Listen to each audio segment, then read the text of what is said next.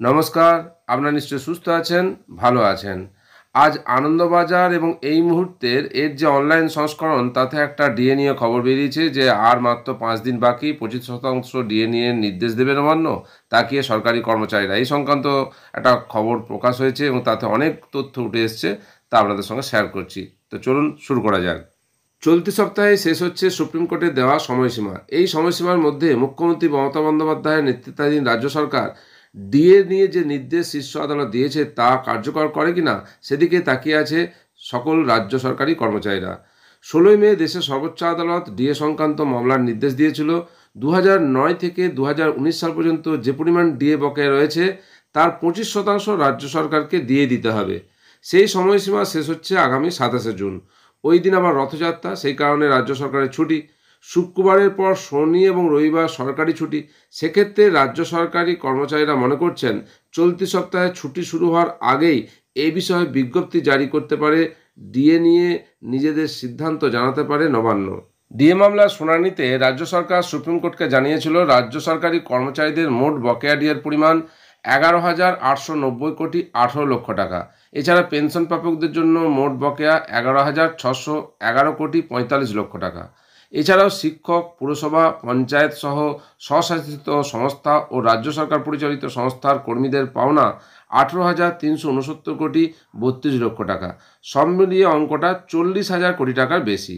তাই রাজ্য সরকারের আইনজীবী অভিষেক মনু সিংভি দেশের সর্বোচ্চ আদালতকে জানিয়েছিলেন পুরো ডিএ দিতে গেলে রাজ্য সরকারের আর্থিক অবস্থা বেহাল হয়ে যাবে এবং সেক্ষেত্রে সুপ্রিম কোর্ট একটা অন্তর্বর্তী নির্দেশ দেন যে প্রাপ্য বকেয়ার 25% দিয়ে দিতে হবে, যার পরিমাণ 10,425 কোটি টাকা, এবং সেটা দিতে হবে 27শে জুনের মধ্যে।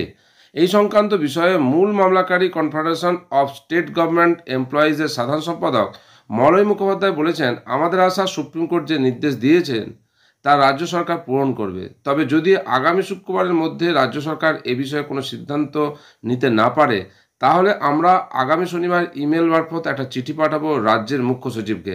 তাতে জানিয়ে দেওয়া হবে যেহেতু রাজ্য সরকার আদালতের দেওয়া নির্দেশ মানেনি, তাই আগামী 7 দিনের মধ্যে ডিএ দেওয়া নিয়ে নবান্ন কোনো সিদ্ধান্ত না নিলে তারা আদালত অবমাননার মামলা করবে।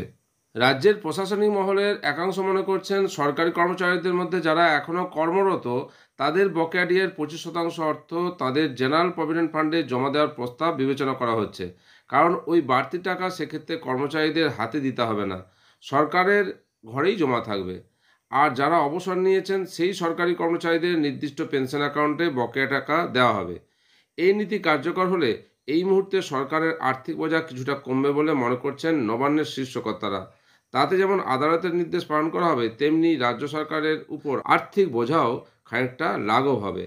গত সপ্তাহে বিধানসভার মন্ত্রিসভার বৈঠক শেষে মুখ্যমন্ত্রী, রাজ্যের মুখ্য সচিব, অর্থ সচিব এবং অর্থ প্রতিমন্ত্রী চন্দ্রিমা ভট্টাচার্য এই সংক্রান্ত বিষয় নিয়ে বৈঠক করেছেন বলে নবান্ন সূত্রের খবর। সেই বৈঠকের পরেও বকেয়া ডিএর 25% দেওয়া নিয়ে নবান্ন এখনও কোনো সরকারি নির্দেশ প্রকাশ করেনি। সোমবার বিধানসভায় আসতে পারেন মুখ্যমন্ত্রী মমতা বন্দ্যোপাধ্যায়। সরকারি কর্মচারী মহলের একাংশের মতে নেতাজি সুভাষ পশ্চিমবঙ্গ ক্রীড়া বিশ্ববিদ্যালয় বিল নিয়ে বক্তৃতা করতে পারেন তিনি। সেই বক্তৃতাতেই রাজ্য সরকারি কর্মচারীদের বকেয়া ডিএ নিয়ে তিনি ইঙ্গিত দিতে পারেন। তবে যেহেতু আদালতের নির্দেশ কার্যকর করতে এখনও রাজ্য সরকারের কাছে দিন কয়েক সময় রয়েছে, তাই আপাতত এ বিষয়ে একটু দেখে শুনে এগোতে চাইছে অর্থ দপ্তর। স্কুল শিক্ষকদের সংগঠন বঙ্গীয় শিক্ষক ও শিক্ষাকর্মী সমিতির সাধারণ সম্পাদক স্বপন মণ্ডল বলছেন, সুপ্রিম কোর্টের নির্দেশ অনুযায়ী বকেয়া ডিএর 25% মিটিয়ে দেওয়ার বিষয়ে সরকার যত দ্রুত পদক্ষেপ করবে ততই সরকারের ভালো। কারণ সরকার নির্দেশ অমান্য করলে এরপর হয়তো সুপ্রিম কোর্ট ডিএর উপর সুদ দেওয়ার কথাও বলতে পারে। তাই মাননীয় মুখ্যমন্ত্রীকে অনুরোধ করব, কোনো জটিলতা বা টালবাহানা না করে বিভ্রান্তি এড়াতে দ্রুত সিদ্ধান্ত নিন।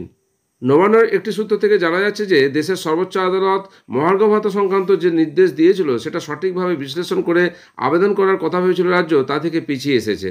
আর অর্থ দপ্তরের একটা সূত্র থেকে জানা যাচ্ছে বকেয়া ডিএ দিয়ে দেওয়ার জন্য আর্থিক সংস্থানের বিষয়ে উদ্যোগী হয়েছে রাজ্য সরকার। যতক্ষণ না সেই টাকা জোগাড় করা সম্ভব হচ্ছে এ বিষয়ে সরকার পক্ষ কোনো বিবৃতি দেবে না। সিদ্ধান্ত কার্যকর করার সময় এলে তা বিজ্ঞপ্তির মাধ্যমে প্রকাশ করে দেওয়া হবে। আপাতত রাজ্য সরকারের সেই বিজ্ঞপ্তি প্রকাশের দিকেই তাকিয়ে রাজ্য সরকারি কর্মচারীরা। বিভিন্ন সংবাদ মাধ্যমের অনলাইন সংস্করণে যে ডিএ সংক্রান্ত গুরুত্বপূর্ণ তথ্য উঠে এসেছে তা আপনাদের সঙ্গে শেয়ার করলাম। আপনারা সকলে সুস্থ থাকুন, ভালো থাকুন।